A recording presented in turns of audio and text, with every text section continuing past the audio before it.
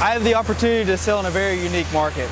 In Florida, they say you have summer and then you have January, that's it. So it's hot year round. It's a totally different sales. In motorcycle sales, it was more retail. You have a customer come in, you take a swing at them, you may or may not sell them. This is more of a relationship sales. You have to build a relationship, you have to really get to know your customer. If you don't have the relationship, you're never going to last in this industry. The first thing I did when I came into Duval Asphalt, I really tried to define my territory. I was given Northeast Florida and Southeast Georgia. Basically what I did is I pulled out a map, I circled my territory, broke that down into the cities, the counties, the DOTs, and figured out who I could sell to. And then I went and I found out who was currently buying and who was not buying. If they were not buying, that's where I started first. Went and gave them a sample of the product, put it in their hand, and offered a demo. Municipality book that has all the listings. I mean, this is pretty much your EZ Street sales Bible. You'll use this as a tool every day. All the public works facilities, all your leads. I mean, there's hundreds and thousands. I mean, there's endless possibilities of who you can sell this product to. I mean, your cities, your counties, your DOTs, there's absolutely just thousands and thousands of them. I try to start my day with 5 to 7 quality appointments. Out of them, you're going to get a mixture of current customers and non-current customers. If they're a non-current customer, I want to make sure that you find out who the buyer is, the person in charge, whether it's a public works director, whether it's the foreman. Once you establish who the guy is, who's going to be ultimately making the decision to buy your product, you need to take him out in the field or get with one of his foreman guys, go out to a pothole and fill that pothole so that they can have the product in their hand, they've used it, they're familiar with it. I've found one thing that's helped me be successful in this industry is to try to find a pothole in their parking lot. If you have a pothole right in their parking lot that you fill, they have to drive by it every day. 2 weeks later, you can call them and you can say, hey, how's that pothole doing out there? Is it everything that I said it would? Material staying in the hole, it's performing just like I said it would. And that's the best testimony that you're going to have. Corey is a really phenomenal sales guy. He doesn't really require a lot of leading, a lot of guiding. So really, I view my role as more a support role. I make sure he's got what he needs. I'm there to answer questions with concerns with customers, things like that. More problem solver, make sure he's got his supplies, but help him set goals. But for the most part, when it comes to calling on customers, cold calling on customers, increasing sales, yeah, he's his own force. I make myself available to Corey every day. We may not have a face-to-face conversation every day, but I'm always here. He can always reach me via cell phone or email. We will touch base either first thing in the morning or in the afternoon, but we see each other face-to-face at least 2 or 3 times a week. All right, Tom, you ready? Let's go. Let's go fill some potholes. This is a current customer, and it's the first stop of 7. The next customer is not current, and we're hoping to perform a demo and close the deal today. The other thing I do for Corey is I provide support if there are any concerns with the customers, which fortunately, because EZ Street's such a phenomenal product, doesn't happen very often. My best thing whenever I walk into a sales call, or what works for me is, look, I'm not here selling vacuum cleaners. Do you plan your week in the morning, or do you usually? On a Friday, I usually plan out my whole week. Okay. I know which appointments I'm going to on Monday, Tuesday, Wednesday, Thursday. Usually on Friday I have an office day. So that'll give me a chance to, try to close some deals, follow up with customers, make sure all my pallets went out, follow up with my customers to make sure they're happy with the product, that it's staying in the holes. And that way you can also spearhead a problem if something ever comes up, you know about it first. To you live from Corey Key and Tom Francione on an EZ Street excursion in Florida. When I come in, I clearly see the visitor parking, but I consider myself a rock star, so I go ahead and go for the admin parking.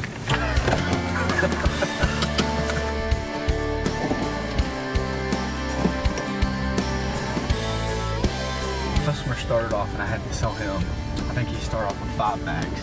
Then he went to 10 bags, and 15 bags, and then we finally got up to half a pallet, and now he orders a pallet at a time. I wanted to make it to that gate. So we'll go check the pile first before we walk in there.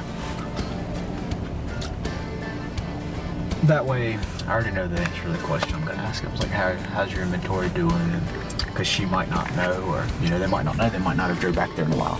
So I can say, hey, I saw that you only had 4 or 5 bags left. It's time for you guys to reorder. Call me with a PO. Who thinks cold calling sucks? That idea might be scary to some people, especially if we're solely selling a price-driven product. Luckily, we are not, and we are selling EZ Street, a viable solution for their pothole problems. As you'll see, Corey has made it a point to obtain a referral from a current customer by simply asking who else in the area may benefit from using EZ Street. Once we obtained the lead, we went straight over there, popped in without an appointment, and dropped off a couple of sample bags. They would ask me if I had an appointment. You know, I'd say, I don't need an appointment, I'm a winner. He kept it simple while meeting with the customer. Here's a bag of EZ Street. I know you may be using something else now. Try this material, and I'll call you in a week to see how it's performing. I'm confident you'll be happy with the results. And once you place your first order, if the material isn't to your standards, we will take it back. This is for transportation infrastructure. Hi. There we go. Just talking to people. Sometimes you're an FDOT contractor. So we're walking right into a cold call right now.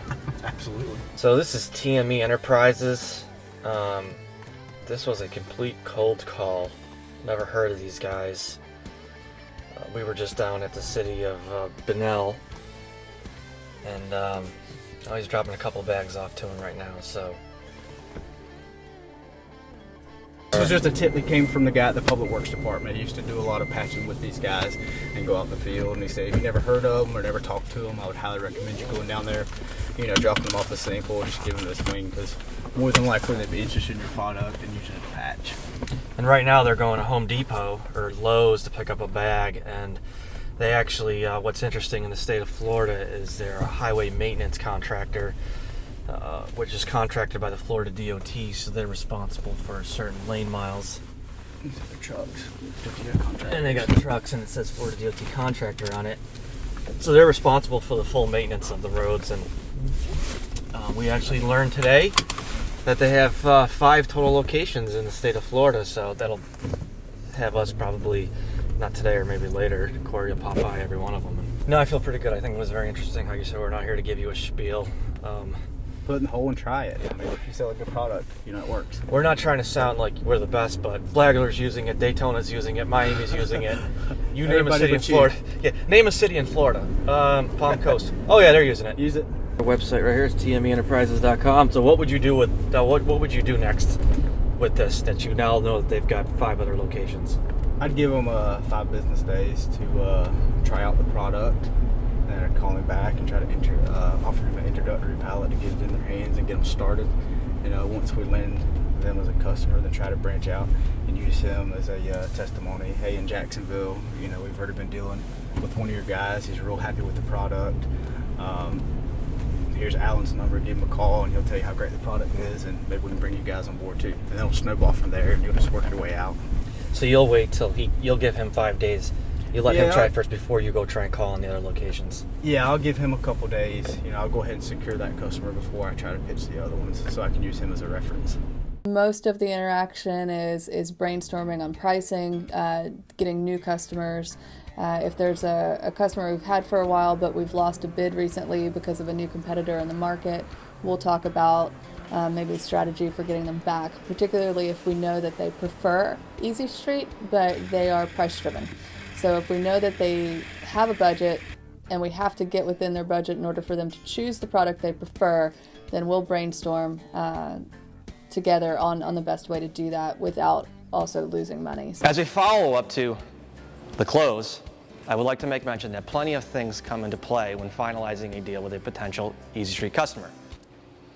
It boils down to your approach with the customer, the quality of our product, and timely follow-up. We have a great product, but let's also face the reality that people buy from people. A presentable sales rep walks into an office and leaves his or her mark. The customer remembers that. When closing an EZ Street customer, you have to take various markers into consideration. It is about the amount of time you touch or contact the customer, whether in person, an email, a phone call, or a direct mail piece, reminding them about your product. Demonstrate extreme confidence when selling EZ Street, and the rest will fall into place. But your goal, your objective as a salesperson is to get your name in front of them so when they do have a need, they remember you. The best way to remember somebody is 3 touches, so you can't just make one call and go away. You got to make, it's got to be a continuous regiment without being a pest. And the idea is just to gain exposure to the point where they remember, hey, I need that. I'm going to call that guy. We have an owner and a VP that genuinely care. And what I mean by that is if I come back and say, hey, Mitchell, I think that we have an issue. Here's what it looks like. Here's what the customer's saying. I can't find a reason. I need your help. He'll jump in the truck and he'll go with me and he'll look at it. We want our sales guys to look nice. We want our equipment to look nice. We want the vehicles they drive to look nice. That starts the impression of, in the customer's mind, if sales guy comes in, they have a nice proposal, they're dressed nicely, they're driving a nice, decent vehicle, then they're going to be more inclined to go with a company that presents herself in a nice way. The things that I've learned in life, mostly through this business, is ego and pride get in the way of a lot of people's success. And I try not to be either one of them. Came from a sales background, right? Been in sales my whole life. Sales your whole life. 18 years later, is it Vice president of the company.